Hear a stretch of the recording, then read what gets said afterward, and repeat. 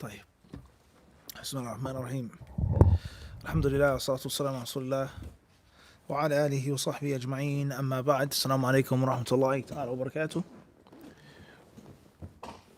Today's lesson, or tonight's lesson, is on Ad-Durur Al-Bahiyyah في المسائل الفقهية in beginner's fiqh, and we're still in the book of Talaq, and we've reached Bab al-Iddah. Bab al-Iddah, the subchapter of Iddah. A wise man once said, many men have become chess masters, but no one has become a master of chess. Many men and women have mastered the game, become grandmasters, played at a high level, an intensified level. Many people have studied this game religiously for years. Many people have devoted their lives to it. Many people may worship the game, waliyadhu billah, make shirk with it. But no one out of all of these years, no one has ever what?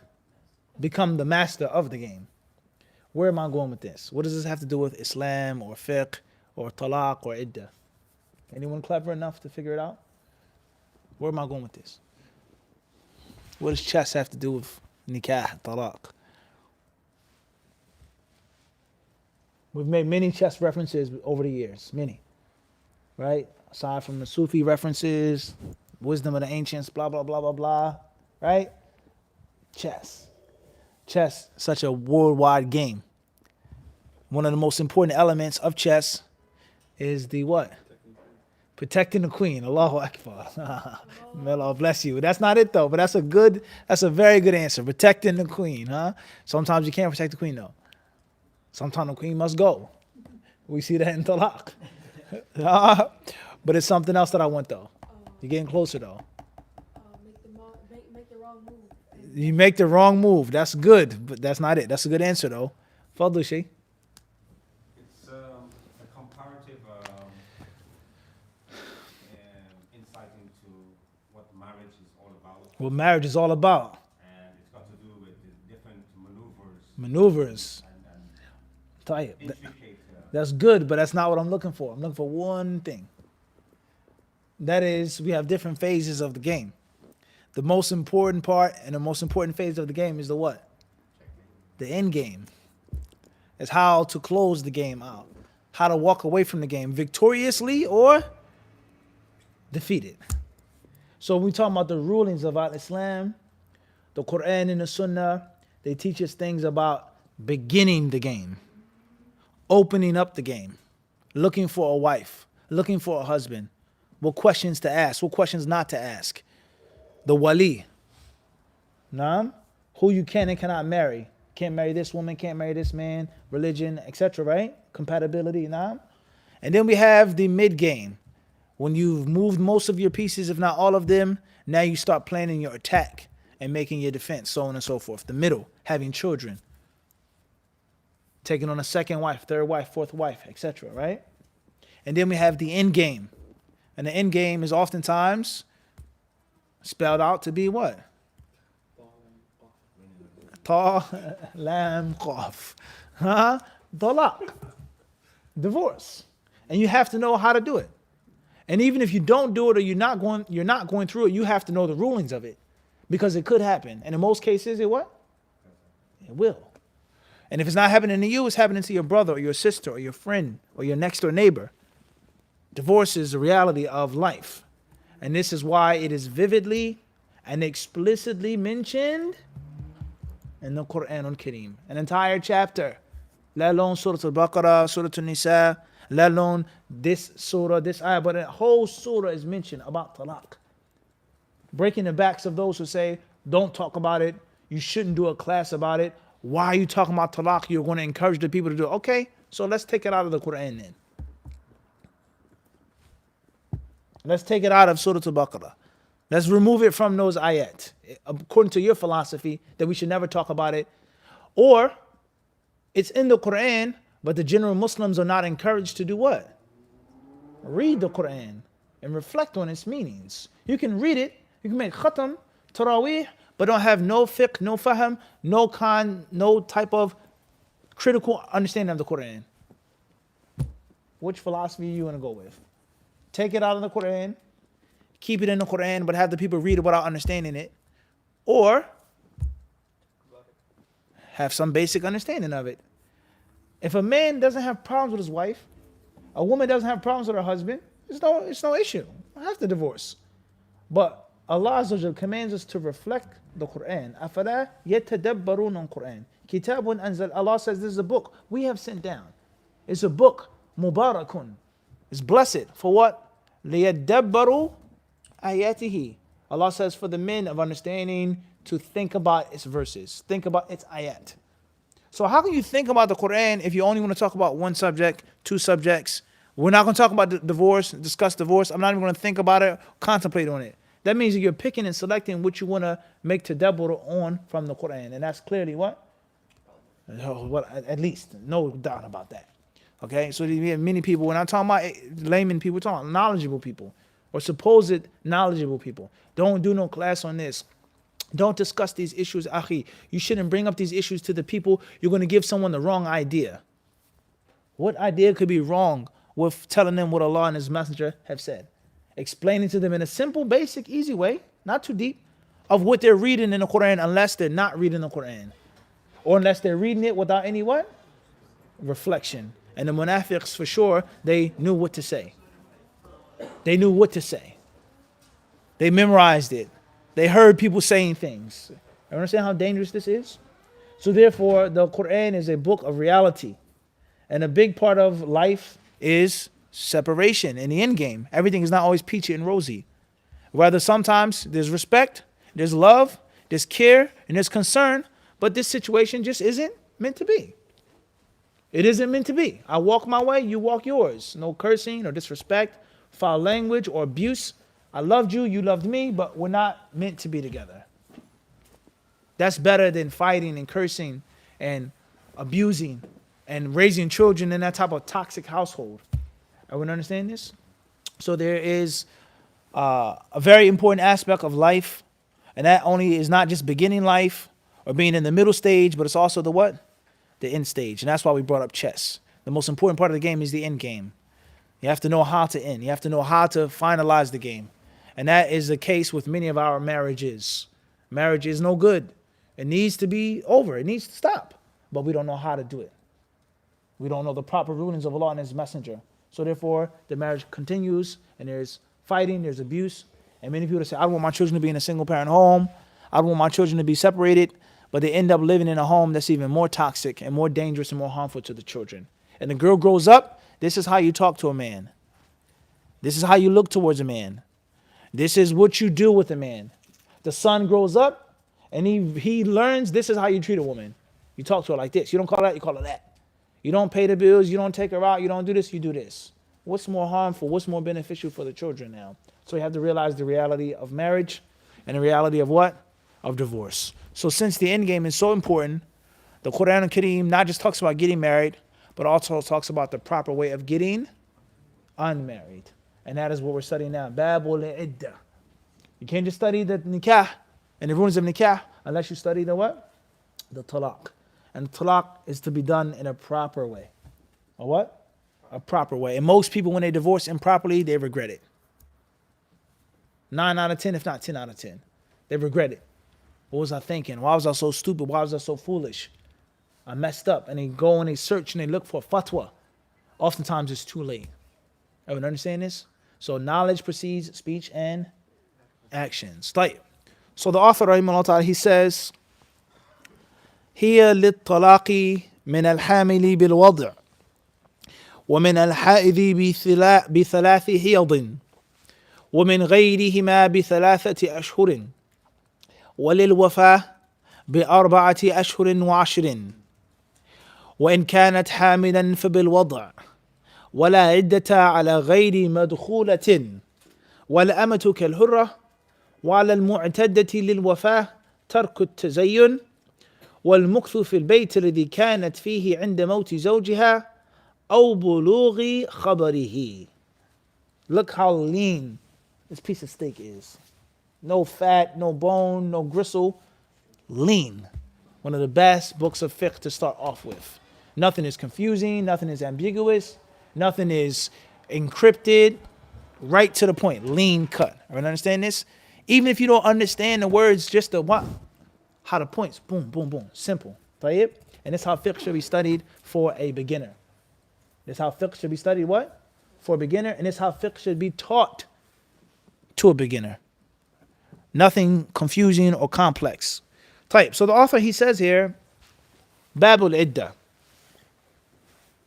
It says here, العدة اسم للمدة التي تتربص بها المرأة عن التزويج بعد وفاة زوجها أو فراقه لها إما بالولادة أو بالأقراء أو الأشهر. انظر النيل.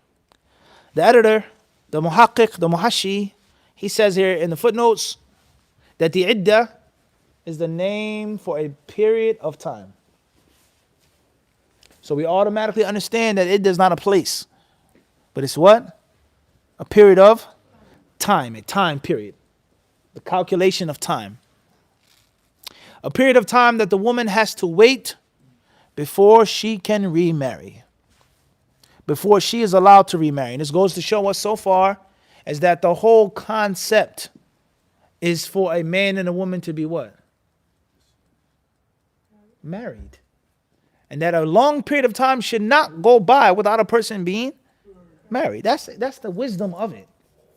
You understand this? That's the hikmah of it. And a woman living for all of these years by herself, a man living for all these years by himself is not the what? It's not the original wisdom. Everyone understand this? That's the name of the game.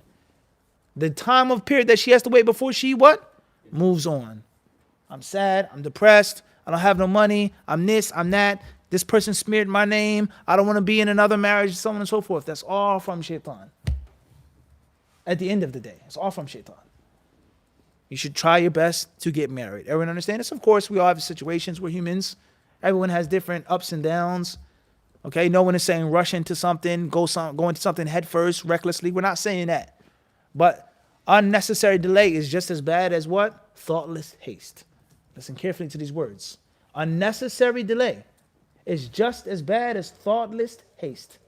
Don't ever forget that, Zakaria. Ever forget that. They say, be patient. Wait. Don't get married yet. Don't go overseas yet. Don't get a job yet. Don't move yet. Just wait. Don't be in a rush. You're young. Sabr. Right? That's just as bad as what? Rushing into something and not having any thought, being hasty. And the only way in life is balance.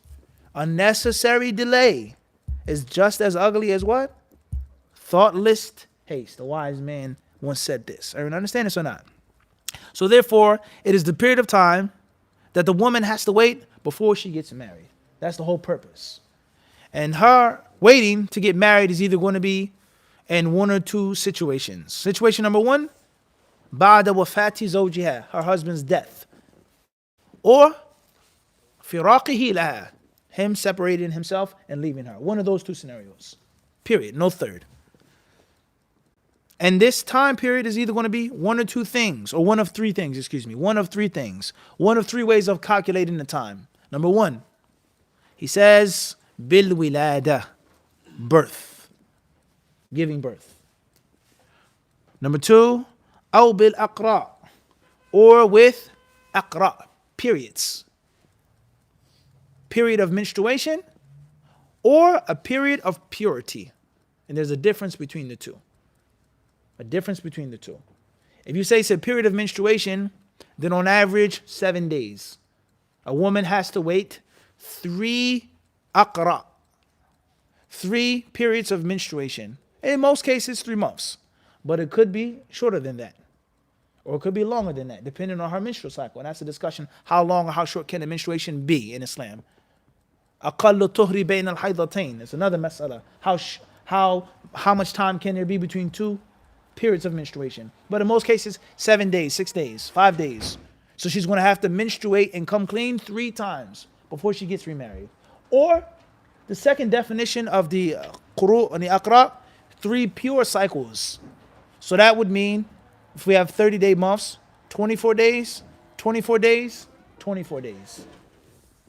And there's a difference in the number of what? Days, give or take. And that's a huge difference between getting married and not getting married. Everyone understand this? طيب. So that is what iddah is. That's the definition of iddah. It is the period of time in which a woman must wait before she remarries because of her husband dying or her husband divorcing her. Clear on that? The definition? And that calculation is only done by either birth, cycles, or last but not least, we never mentioned. The cycles, we said general. Pure cycle or menstruation cycle. And last but not least, ashhur, months. Everybody clear on this or not? Right, moving back to the author's kalam. He says, rahimahullah, as far as a woman who is pregnant, he says, bil wad'i, when she delivers. We benefit from this is that what? What do we benefit from this, Mukhtar? Is that a woman who's pregnant can be divorced. It is not haram to divorce a woman who is pregnant. Why would you want to divorce your wife? She's pregnant. You're breaking up the family. None of that is on the table of what? Discussion. We're not talking about preference, culture, feelings, thoughts. We're talking about legality, rule, law. That's the bottom line. Are we understand this or not? Am I clear on this or not? That's the only thing we're talking about. When you're 16 years old, you can get a driving permit. Why would you want a 16-year-old to be driving your car? It's not the what? It's not the discussion. So therefore, when a woman is pregnant, she can be divorced. The iddah period in which she must wait, if the husband wants to reconcile, if she wants to reconcile, or whatever it is, or if the husband dies, he died in a plane crash, he was shot, whatever happened to him, medical malpractice, she cannot remarry until she gives birth. And the moment that she gives birth is what? Done. So, hypothetically speaking now, a woman was divorced in her 9th month of pregnancy. 3 days went by before she gave birth. She gave birth at 9 a.m. The birth was at 9:50, let's say 11 a.m. Give or take, right? Every woman is different. At 12 p.m. she's what? She's married. She can be married at 12 p.m. Can they consummate the marriage? She's having postnatal bleeding. That's what? Different story. But the actual nikah, the contract can be made at what? As soon as the doctor says it's a boy. It's a girl. Congratulations. MashaAllah. How many toes? How many fingers? It looks like you. It has your toe, your big toe. Right? At that moment, she can now do what? Get married. The wali, the wakil, they're out in the hallway. Do you take Sister Karima as your wife? He says what? Of course. According to Quran and Sunnah. The mahar, the dowry, take me on Hajj, take me on Umrah, etc. The moment that she gives birth, not she comes clean from her postnatal bleeding. Not, oh, she gets over it. No. As soon as she gives birth, the author says what? Her iddah is now what? Over. Done. Everybody clear on this or not? And FYI, as a benefit, it is permissible for a man to marry a menstruating woman. It is not haram. There's no text stating that is unlawful. Consummating the marriage, different story. But the contract can be what? Can be done while she is menstruating. Everybody understand this? Nothing prevents that. And many people, they think opposite, and it causes problems. That's incorrect. Everybody clear on this or not? So, moving forward. The author, he then says, وَمِنَ الْحَائِضِ بِثَلَاثِ حِيَضٍ. And a woman who is ha'id. Pay close attention that it didn't say what? Ha'idah. Bita. As another fight is going to come later on. There's no ha'idah. It's ha'id. Because men do not what? Menstruate. Men don't menstruate. So there's no need for it to be ta'id. Everyone understand this? There's no ha'idah. Everyone understand this? Everybody clear on this or not? Tayyib. Even though there are other words that are masculine and feminine. We say what are unisex. What are the ta? وَقُلْنَا, Allah says what? What did he say? Ya Adamu Anta وَزَوْجَتُكَ الْجَنَّةَ. What does Allah say? وَزَوْجُكَ. And there's no ta. So the word zawj is unisex in the Arabic language. It can be used for male or female. Of course, Allah only was talking about Hawa. Everyone understand this? There's no two Adams. Everyone understand this? For clarification. So the word zoj is unisex and it can be used. Haid is only going to be used for feminine and there's no need for the ta to be there. And that's because only women have haid. طيب. So therefore, if this woman has menstruation, then her iddah is going to be 3 hiyad. The author rahimahullah اختار القول بأن المقصود بالأقراء أو القروء الحيض لا الأطهار. انتبه لنفسك لأن بعض العلماء من السلف والخلف يقولون المقصود ب3 قروء الأطهار وفرق بين عدد الأيام. The author clearly takes the view that what's meant is 3 menstrual cycles. So her menses for 6 days. Right now it's December. She menses from the 11th to the 18th. Then she comes back on her menstruation in January, on the 11th again, in the morning time, 11th to the 18th. Then February, she has menstruation for 6 days, from the 11th to the 18th. Once she's done her last day of menstruation, she's now lawful to be married. Everyone understand this? The husband, ex-husband cannot get mad and angry. Why you marry my ex-wife? How you rushing into a marriage again? This is dishonorable. You cannot have another husband. You were divorced. No other man can see your body uncovered. Huh? Her father may say, her uncle may say, that's all from the kalam of what? Jahiliyyah. Period. There's no sugarcoating it. That's all Jahiliyyah. Who are you to prevent this woman from what Allah has made lawful for her? You're dishonoring her by telling her to follow the culture instead of the Quran and Sunnah. Everyone understand? May Allah help us. Of course, it's easier said than what? Than done, right? A lot of brothers, they get mad and they get upset. Abdurraqib married my ex-wife. Astaghfirullah, ya akhi. It was only 6 months. It was only a year went by. Listen, ya akhi. You divorced her is what? May the best man win. And if you loved her so much and you shouldn't have, it doesn't get, wallahi, it's that mundane. Wallahi. It's that simple. It's that easy. It's that basic. But we, humans, we make things complex. We bring the filth of Jahiliyyah to the purity of Islam. And we give the name of Jahiliyyah and its filth, we call it what? Culture. You understand? That's the spice we put on it. We call it what? Culture. Eat what you want to eat, dress how you want to dress, that's fine. But now you start making up rules. You start making up aib. Oh, you shouldn't do that. Stay away from that. Avoid that. You can't get married to this sister. She's not from this. That's the filth of Jahiliyyah now. Like we explained a couple nights ago. Everyone understand this or not? So we have to be careful of calling this filthy, dirty stuff, calling it what? Culture. Be careful of shaitan. Everyone understand this? Moving forward. Another issue here is the qawi. If the woman comes off of her menstruation, does she have to make a ghusl first? Or is the iddah over as soon as the mens is over? That's a mas'ala. Does she have to make a ghusl? Or as soon as the menses stop, she didn't make salah yet, the iddah is over. What should it do? As soon as it's over. Even before the ghusl? Even before the ghusl. Tayyib. Moving forward. The author, rahimahullah ta'ala, he says, وَمِنْ غَيْرِهِمَا بِثَلَاثَةِ أَشْهُرٍ.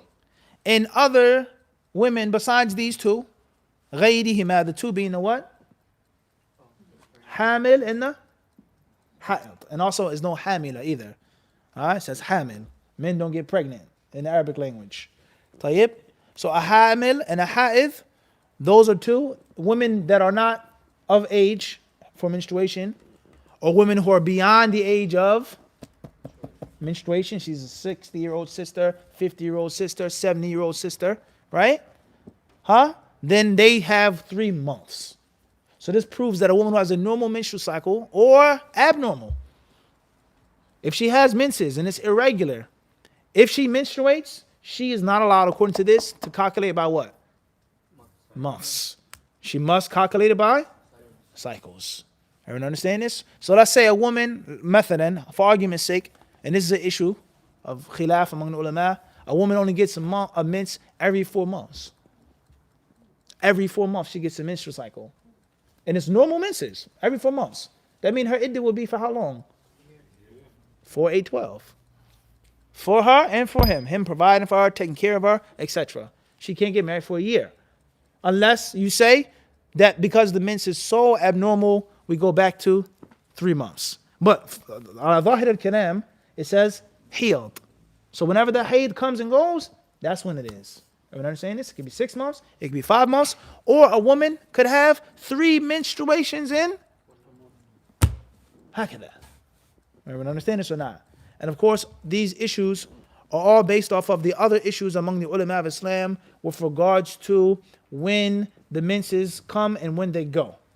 How long is a menstruation allowed to be in Islam? Aktharul hayd, aqallul hayd. How short can it be? And what is the time period between the 2 menstruations? This long issue of khilaf among the ulama. Some say that there's no menstruation without 3 days. 3 days is the aqallul hayd. And some say yawmun wa layla. And some say there's no had, etc. Can a woman menstruate if she's 50 years old? If she's 51, 52? Some ulama say no. La haydha ba'd al-khamseen. No menstruation after 50 years. And others say if she's 50, 60 and she has menstruation, it's what? Menstruation. And some say there's no menstruation before 9. In the footnotes he says, وَهُنَّ الصَّغِيرَةُ وَالْكَبِيرَةُ الَّتِي لَا حَيْضَ فِيهَا أو التي انقطع حيضها بعد وجوده قاله في الدراري وانظر السيل. He says وغيرهم ومن غيرهما, women besides these 2, they are how many? Number 1, الصغيرة, the young girl who's too young for menstruation. Why is she being married so young? Did they consummate the marriage, etc.? Not on the table of discussion. She was married at 11. For one reason or another, her husband died or divorced her. How long is her iddah? And she's not of the age of menstruation. Everyone understand this? She used to calculate with 3 months. Number 2, he says, وَالْكَبِيرَةِ الَّتِي لَا حَيْضَ لَهَا, is an older woman, such as a woman who's past the age in which she doesn't have menstruation. She's 50, 55, 60. Every woman is different, right? Everyone understand this or not? She's going to calculate by what?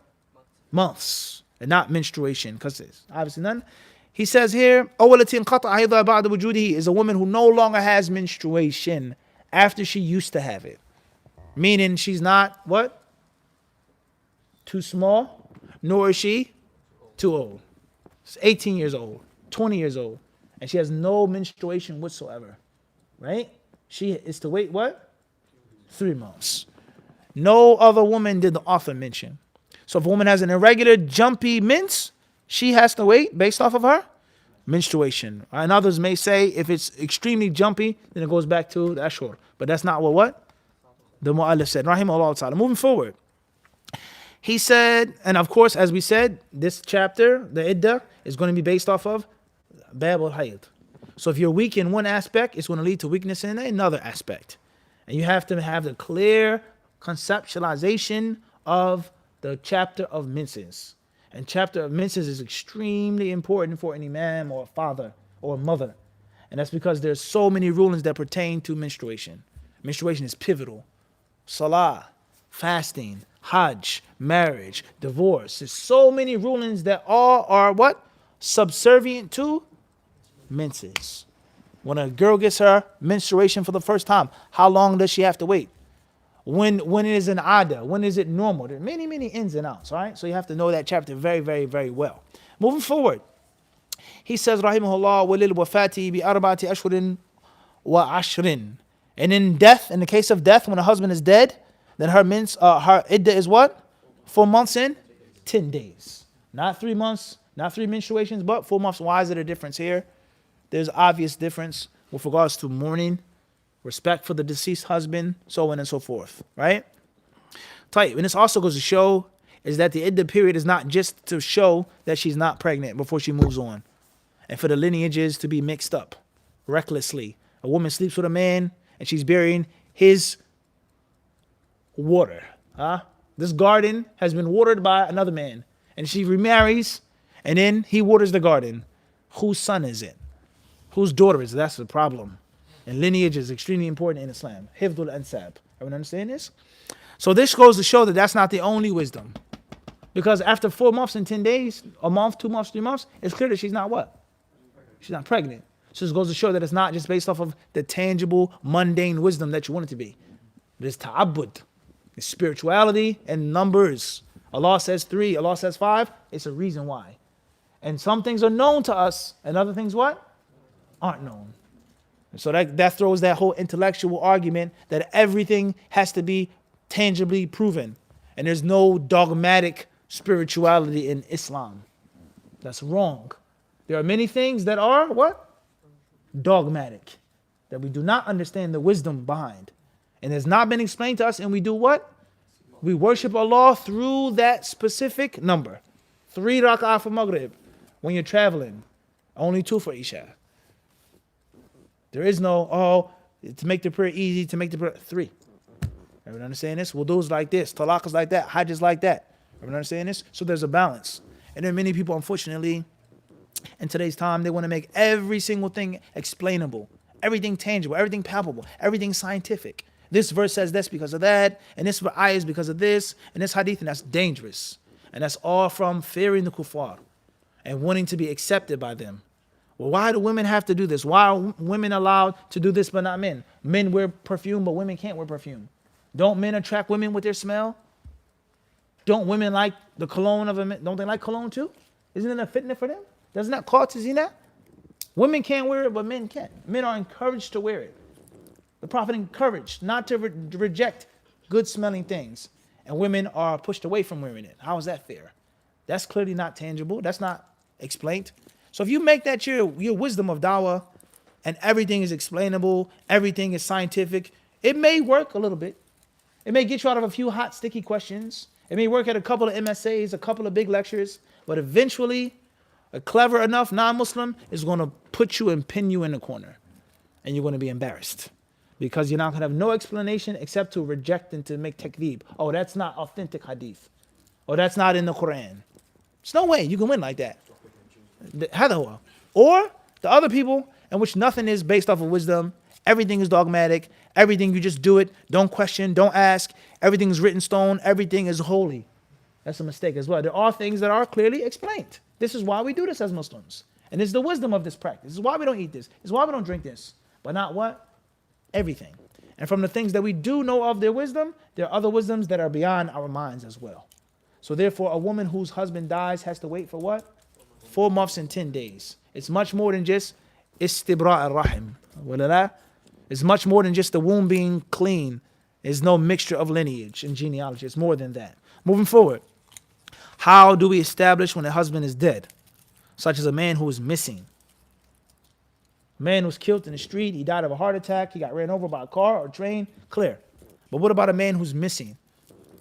How long does a woman have to wait? 4 months, 10 days. Same thing. What do you say? A man who's missing now. He's missing. It's a poster or FBI or on a highway. They have a picture of him missing. Or you get a text message. Right? 27-year-old male such and such is missing. How long does a woman wait for a missing husband? Sheikh Khan. Hopefully not too long. We have no news about him. How long until she can get remarried? How long does she have to mourn for? We don't know if he's dead though. No iddah at all. She can remarry just like that. How is that? Akhi, what about her garden and the water? There's no remarriage. Allahu Akbar. So she can never get remarried again. Dang, she just got to wait it out, right? Tayyib. At least he gave an answer though. He said something, right? That's an issue among the ulama of Islam as well. Moving forward, he says, when kanat hamilan fa bil wad'i, as far as if a woman is pregnant, then her iddah is when she gives birth, the widow. So the husband could technically what? He died a day before she gave birth. The moment she gives birth, what? Iddah's over, right? Based off of this. Nah? He says, وَلَا عِدَّةَ عَلَى غَيْرِ مَدْخُولَةٍ. And there's no iddah for a woman who is not what? Madkhula. In literal translation, entered upon. Everyone understand this? A woman who has not been what? Entered upon. There's no iddah upon. Listen to this faida in the footnotes. He says, الدخول بالمرأة كناية عن الوطأ مباحا كان أو محظورا وهي مدخول بها وأما المدخولة فخطأ. وقال شيخنا العلامة عبد الغني الدقر هم يحذفون الجار والمجرور تساهلا ووجه ضعيف والوجه مدخول بها. So the word مدخولة means a woman who's been penetrated, a woman who has been entered, okay, breached. It says in the footnotes that dukhul, entered, is an indirect expression for al-wat, sexual intercourse. Whether it's lawful or Mahdhur. Idharatu ya akhi. Lawful, unlawful. She's been what? هذا هو. أنت معي? You sure? Moving forward. Listen to this fa'idah, and it's very relevant. He says, وَهِيَ مَدْخُولٌ بِهَا. He says, in the proper way of saying is مَدْخُولٌ بِهَا. As far as مَدْخُولَ, then it's what? A mistake in Arabic. In other words, the fa'idah is what? Is that there's only one what? One who's being entered, breached, or penetrated. There is no other entrance in the lugha itself. So there's no need to say what? Huh? You didn't get the fa'idah. Just like the ha'id. Al-ha'ida. ما في حائضة في فرق ايش؟ حائض لأن الرجل ما راح يعيد الرجل ايش؟ لا يدخل والعياذ بالله لا عن جد يعني ما يدخل به. A man is not to be entered or breached, penetrated. This is going to show you, even in the Arabic language, there is no what? Abadan. There's no Adam and Steve. There's no Abdullah and what? Khalid. There's none of that. Even in the what?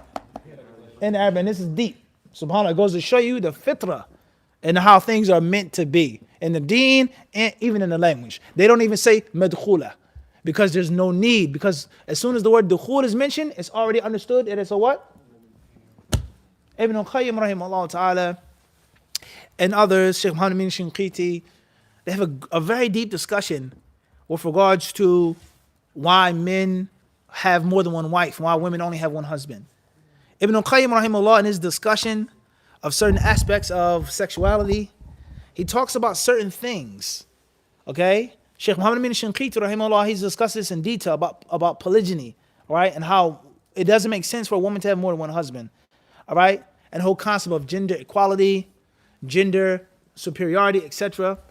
And they mentioned, from that which they mentioned in brief, they say that a woman, even حتى في حالة الجماع تحتاج إلى فاعل وهي مفعول بها. طبعا. ولا لا؟ هي حتى في حالة الجماع, she's not what? هي مفعول بها. مثل مدخول يحتاج الداخل يحتاج الفاعل. They say even in the concept when a man is with a woman, the woman needs the what? She still needs the man. And the man still has a level of superiority. And that's because she cannot impregnate herself. She cannot what? Penetrate herself. That's unnatural. That's not the proper way. So in the Arabic language, the fatha, the kasra, anta, anti, these are all things that go to show how the fitrah is. How the man is supposed to be the imam, qawwam. He's supposed to be the leader, the protector, the breadwinner. He's supposed to be the one that's in charge. Not the what? Not the opposite. Even in the Lugha al-Arabiya, it just doesn't make sense. And a woman is always going to be in need of the what? The dakhil. Because she's what? Madkhul biha, not madkhula. There's no such thing as madkhul bihi. Abadan. There's only madkhul. Everyone understand this? It goes to show you that if obviously we talk about human anatomy, it also shows what? Same thing. It's not meant to be. It's unnatural. The body was not what? Wasn't made for that function. It just doesn't work like that. So all of these things, these collective proofs and evidences show what's right and what's wrong. Right? And we live in a very, very dangerous time. Not a time in which there are non-Muslims calling to homosexuality, in which there are people in movies or cartoons. No. We live in a dangerous time in which there are scholars and doctors speaking about the deen, saying that there's nothing wrong with it. And it's okay. It's your personal preference, brother. Lakum dinukum waliya din. You want to sleep with another man, it's not haram. It's only haram if you get caught. No, wallahi, people say this. I'm not making this up. Having a PhD is the highest level of formal education. And a doctor to get and to speak shamelessly and to be asked this question and to say there's nothing wrong with it. And Islam does not aim to control your emotions and your feelings. You can love who you wish to love. If you get caught publicly, then it's one issue. But you having love for a man and being with a man, that's fine. A'udhu billah. Or people who say things like that, sodomy, buggery is haram. As far as you doing other things with them, Steve and John or Ahmed and Abdullah or Fulan, there's nothing wrong with that. There's the times in which we live.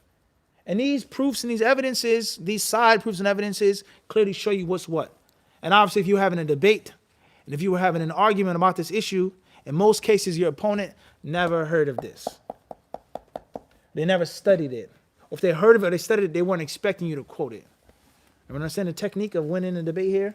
Is that you bring a move that they're not trained to defend against. Everyone understand this? If we're having a match, right? A debate, and you're supporting the view that it's permissible to wear green, and I'm supporting the view that it's impermissible to wear green, it's my job to study all of the proofs that you're going to bring, correct? This verse, this hadith, the Prophet's dome. I'm prepared for all of that. I'm what? I'm prepared for that. But I'm not prepared for you to bring up this and this point and that point. Like, whoa, wait a second. That's going to catch me off balance. And that's going to eventually allow you to sweep my legs. So when we talk about technique of a debate, you can't just use the main popular orthodox proofs and evidences. That's going to be the bulk of your attack. But you always have to have a what? A hidden dagger that they can't see from your sleeve. You didn't see. It's too late. Everyone understand the point I'm trying to get to? So even in the Arabic language, even in these different issues of lugha, it's only supposed to be man and what? Woman. It's not supposed to be man and man. That هذا المقصود. لا الضحك يعني هذا المقصود. عرفت? That's what we intend by this. Moving forward, he says there's no iddah upon a woman who has not, the marriage has not been consummated. Why is no iddah? The garden has no water. Ahsant. The garden is what? It's void. So the next gardener can come what? Without no waiting period. Everyone understand this? Jazakumullah khairan. The author, he finishes the chapter by saying, وَالْأَمَةُ كَالْهُرَّةِ. He says a woman who's a slave is no different than a woman who's free. The rulings, the time, the cycles, it's all what? Same. وَعَلَى الْمُدَّةِ لِلْوَفَاءِ. And a woman who's a widow must do the following things. Number one, تَرْكُ التَّزَيُّن. She is not allowed to adorn herself. She's not allowed to beautify herself, such as perfume, makeup, jewelry, different types of clothing that she would normally wear to adorn herself. Can she wear deodorant that's scented? It's a serious question. Yes, or should she wear unscented deodorant? Whatever she normally wears. What if it smells really good? Can she wear lotion with a smell? Some lotions smell better than perfumes. Body mist, right? Tayyib. Can she use shampoo, body wash, bath crystals, bath bombs that smell very, very, very fragrant? Or she has to do totally unscented. What does she have to dress like for those 4 months and 10 days? Like a total bum? Sweatpants and t-shirt? She can't comb her hair at all? She can't look nice at all? What's meant by tarkut tazayyun? What's meant by that? Everyone understand this? Of course, there are levels of what? Tazayyun. A woman getting dressed for a party is not like her getting dressed for her husband. A woman getting dressed because she's getting dressed is not like her getting dressed for a party. There are levels of what? Tazayyun. The levels of zina. You look nice, you look handsome, you look presentable, but not like Jum'ah. Jum'ah is not like what? Eid. Eid is not like nikah. He said, I never wear labels. Allah knows best when the nikah comes. The white is crispy white. It was born white. Now it's a what? It's a different type of white. Different type of black. وهكذا, the levels of tazayyun. He says, وَالْمُكْثُ فِي الْبَيْتِ الَّذِي كَانَتْ فِيهِ عِنْدَ مَوْتِ زَوْجِهَا أَوْ بُلُوغِ خَبَرِهِ. And she is to remain in the house in which her husband died. She is to remain in that house. Or when the news of his death reaches her. So she can't go outside at all? For a hajj, she can go outside. What about moving? Can she move? After the iddah. What if she's alone in the country? It's dangerous. Self-preservation. First law of nature, what? They say? There's a مسائل تدخل في هذه الجملة. المهم, the lesson hopefully is clear. After that comes فصل في الاستبراء. Clearing the garden. Making sure that the garden has not been watered comes later. We'll discuss that next week. And Allah subhanahu wa ta'ala surely knows best.